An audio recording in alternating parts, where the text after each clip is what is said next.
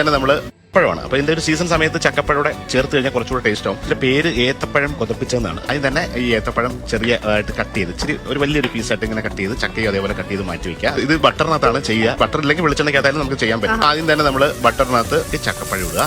ചക്കപ്പഴം just ഒന്ന് വഴറ്റിയെടുത്തു. അതിന്റെ ഒരു കളർ ഒന്ന് മാറുന്ന സമയത്ത് അത് സൈഡിലേക്ക് മാറ്റി വെച്ചിട്ട് വീണ്ടും ഏത്തപ്പഴം ഇടുക. അത് രണ്ടും കൂടെ ഒരു 2 മിനിറ്റ്സ് വീണ്ടും ഒന്ന് നന്നായിട്ടൊന്ന് ബട്ടറിനകത്ത് വഴറ്റിയെടുത്ത് സൈഡിലേക്ക് മാറ്റി വീണ്ടും ഒരു അല്പം ബട്ടറിനകത്ത് ഈ പഞ്ചസാര, ഇതൊക്കെ ഒരു ഷെഫിന്റെ രീതിയിൽ നമ്മൾ ഇച്ചിരി ഒന്ന് ഡെവലപ്പ് ചെയ്യുന്നതാണ്. ഇതൊന്നും സാധാരണ വീടുകളിൽ ഇങ്ങനെ ചെയ്യത്തില്ല. കയറ്റി എടുത്തിട്ട് പാലൊഴിച്ച് സ്റ്റൂ ഉണ്ടാക്കുന്ന പോലെയാണ്. ഷുഗർ നല്ലപോലെ ഒന്ന് മെൽറ്റ് ആയിട്ട് വരുന്നുണ്ട്. മെൽറ്റ് ആയിട്ട് ഇതിനകത്ത് കാരമലൈസ് ചെയ്ത് നന്നായിട്ട് റെഡിയാക്കി എടുക്കുകയാണ്. അടുപ്പം ഒരു സ്മെല്ല് വരുന്നില്ലേ, ലേശം ഏലക്ക പൊടി ബട്ടറിനകത്ത് ഇടുകയാണ്.